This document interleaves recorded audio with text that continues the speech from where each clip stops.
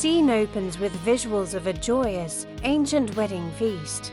Music is lively, people are laughing and celebrating. In the heart of Cana, a village in Galilee, a wedding feast was in full swing, a scene painted with joy and communal celebration. Laughter echoed through the courtyard as guests, adorned in their finest, shared stories and savored the abundant food. The air was thick with the scent of roasted lamb and fresh bread, and the sound of music filled every corner. It was a time of pure, unadulterated happiness, a celebration of new beginnings where friends and family gathered to honor the union of a beloved couple. Their faces alight with the promise of a shared future. At a table, among the esteemed guests, sat Jesus and his disciples, invited to partake in the festivities, their presence adding to the specialness of the occasion. However, as the celebration reached its peak, a shadow of concern fell over the hosts. The servants whispered anxiously amongst themselves, their faces etched with worry. The wine, a cornerstone of hospitality and joy in their culture, had run out. To run out of wine was not just an inconvenience, it was a source of great embarrassment for the host family, a social misstep that could tarnish the memory of this otherwise perfect day. The festive atmosphere began to falter as the hosts scrambled to find a solution, their initial joy turning to quiet desperation, hoping their guests would not notice the oversight. Noticing the host's distress, Mary, the mother of Jesus, felt a deep sense of compassion. She approached her son, her expression a mixture of concern and quiet faith. With a gentle but firm voice, she leaned in and simply stated the problem: they have no more wine. It was not a command, but a statement of fact filled with an unspoken plea, an expression of her unwavering belief in his ability to resolve the situation. She saw the impending shame for the family and turned to the one person she knew could intervene in a way no one else could, trusting in his power and his compassion for others. At first, Jesus seemed to hesitate. "Woman, what does your concern have to do with me?" He responded, "My hour has not yet come." His words suggested that the time for revealing his full glory had not yet arrived. Yet, Mary was undeterred by his initial reluctance. She did not argue or press him further.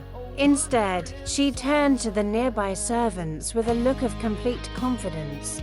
Her instructions were simple and direct, filled with the certainty of a mother who knows her son's heart. Do whatever he tells you. Her persistent faith created the space for a miracle to unfold. Following Mary's lead, Jesus then took charge. He pointed to 6 large stone water jars nearby, each capable of holding 20 to 30 gallons, vessels typically used for ceremonial washing. Fill the jars with water, he instructed the servants.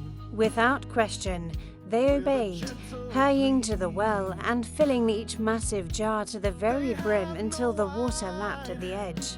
The servants worked quickly, their earlier anxiety replaced by a sense of anticipation, trusting the quiet authority in Jesus' voice. They had no idea what he intended, but their obedience was absolute. With the jars full, Jesus gave his next command: "Now draw some out and take it to the master of the banquet." A servant dipped a pitcher into one of the stone jars, drawing out what he believed was simple water. But as he poured it, a miraculous transformation had occurred. The clear, tasteless water had become a deep, rich red wine, its fragrant aroma signaling an extraordinary change. The laws of nature had been suspended in a quiet, unassuming act of divine power, witnessed only by the obedient servants. Unaware of the miracle's origin, the master of the banquet tasted the wine. His eyes widened in astonishment. He immediately called the bridegroom over, not to scold him, but to praise him.